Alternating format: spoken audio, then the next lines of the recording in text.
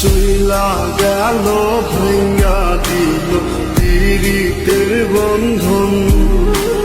কেউ নাই আমার, কেউ মুছে না দুই চোখের কান্দন।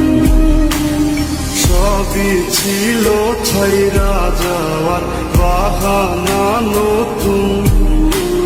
শ্যামলা নাকি কালো আমি ভাবিস তুই এখন। হায়রে শ্যামলা